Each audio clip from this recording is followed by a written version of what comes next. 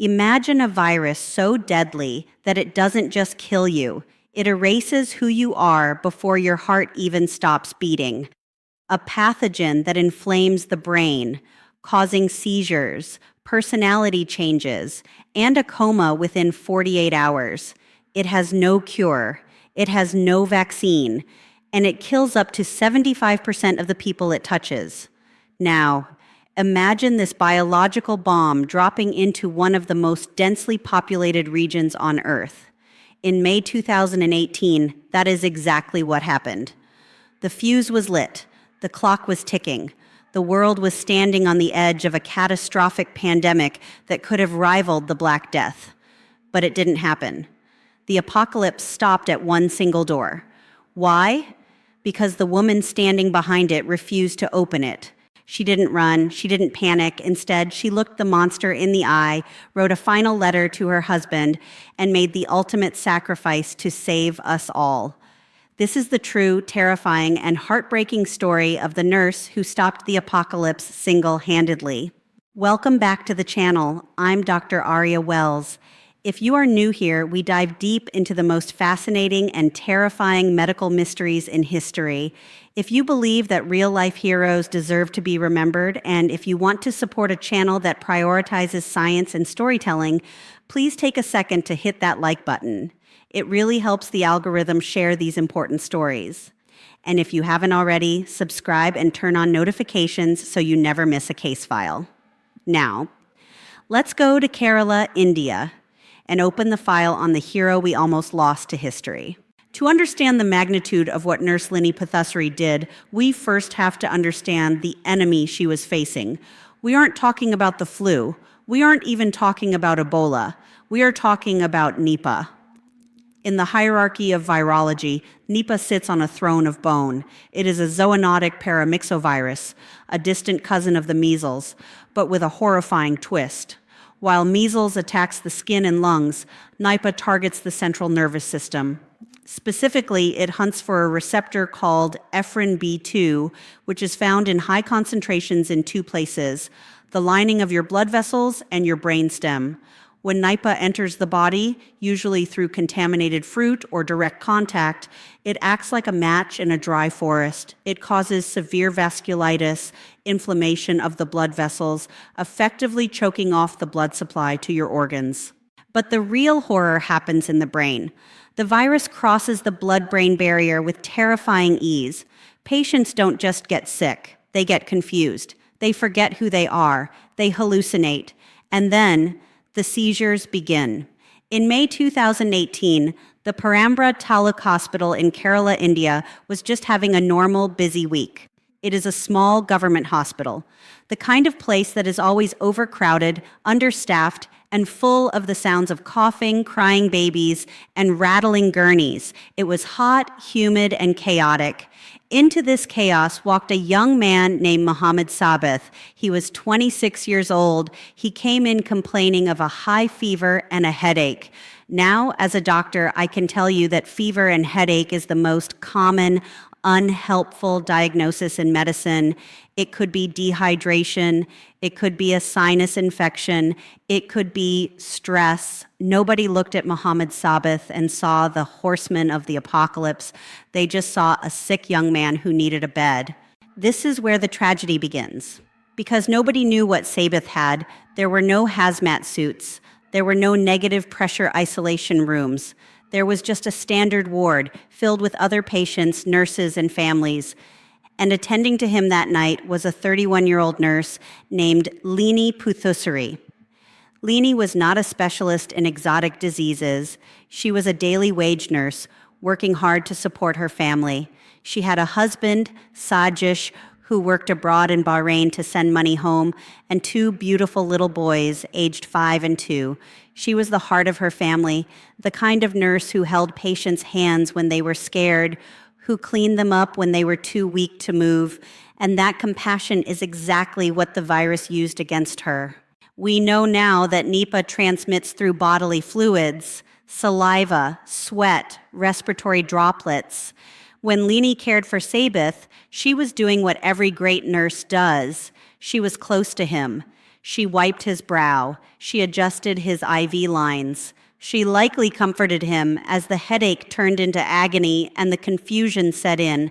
She was breathing the same air, and in those quiet, intimate moments of care, the virus made its jump. It found a new host. It found Lini.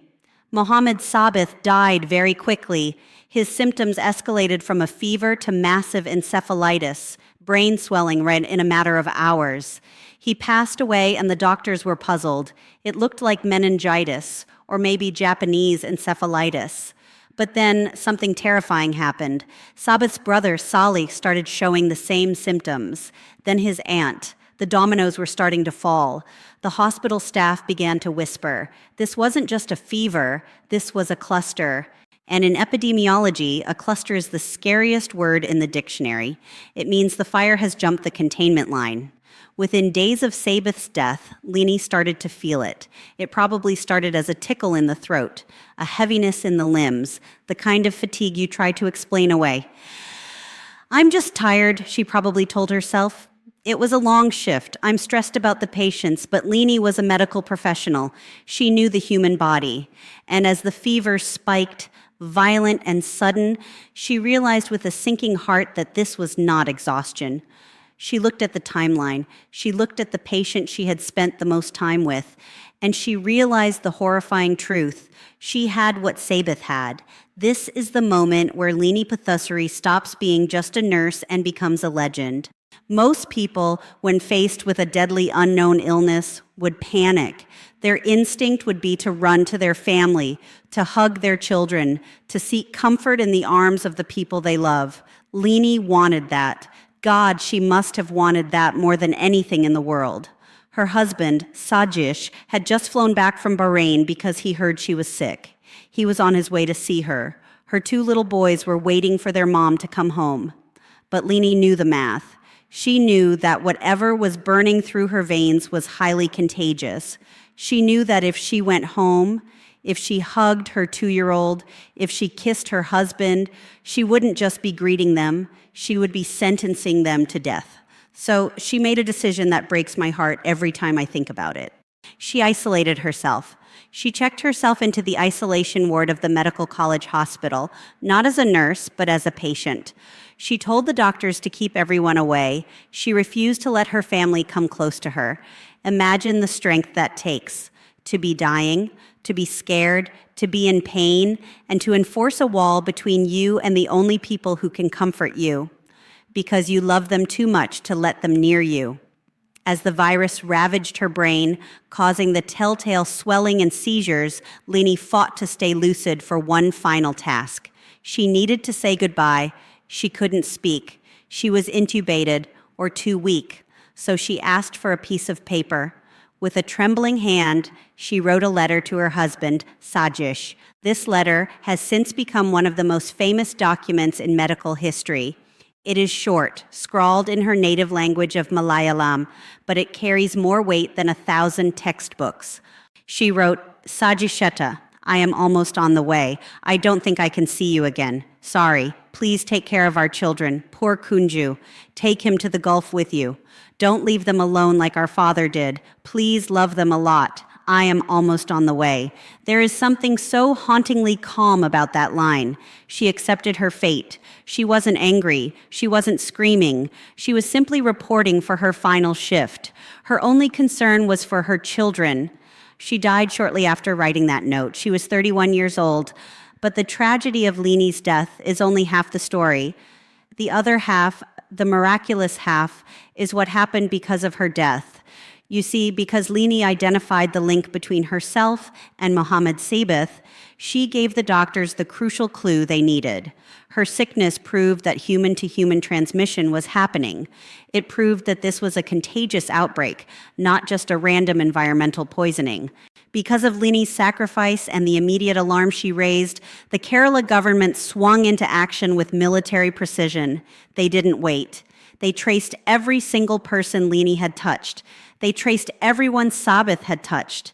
They quarantined over 2,000 people. They set up containment zones. They brought in the National Institute of Virology. They confirmed within hours that it was Nipah virus. This is the apocalypse part of the title. If Lini had gone home, if she had ignored her symptoms for just 24 more hours, she would have infected her family. They would have gone to school, to work, to the market. The virus, which has an incubation period of up to 14 days, would have spread silently through the community.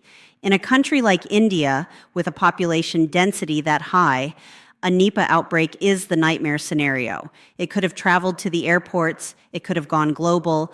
We could have been facing a pandemic with a 75% death rate, but we didn't. The outbreak was stopped. In the end, 17 people died, including Lini, 17 tragedies. But it wasn't 17,000. It wasn't 17 million. The fire was stamped out before it could burn down the forest, largely because one nurse threw her own body on the flames to smother them. Her body was never returned to her family. The risk of infection was too high. Nipah remains contagious even after death, lingering in the fluids of the deceased. The authorities had to cremate her immediately in an electric crematorium. No funeral, no family gathering, no final goodbye. Her husband, Sajish, could only watch from a distance. He never got to hold her hand one last time. He never got to say the things we all want to say at the end. All he had was that scrap of paper, "I am almost on the way." When the World Health Organization looked back at the 2018 Nipah outbreak, they cited Lini Puthussery as a hero, but she is more than a hero. She is a reminder of the human cost of safety. We live our lives going to coffee shops, traveling, hugging our kids, completely unaware of the invisible wars being fought in hospital isolation wards to keep us safe. We forget that the barrier between civilization and biological chaos is often just a tired, underpaid nurse who decides to do the right thing when nobody is watching. Lini's sacrifice also taught the medical community a brutal lesson about protection. After her death, protocols changed. The Lini Puthussery Award was instituted to honor excellence in nursing. Her husband, Sajish, was given a government job so he could raise their children, just as she asked in her letter. But no award, no job, and no statue can replace a mother. I want to pause here and address something I see in the comments a lot. People ask me why I cover these dark topics, why I talk about viruses that melt the brain or infections that have no cure. Some of you say it's fear-mongering. Some of you say the AI avatar smiling while telling these stories is creepy. And you know what? You are right. It is creepy. The reality of nature is terrifying.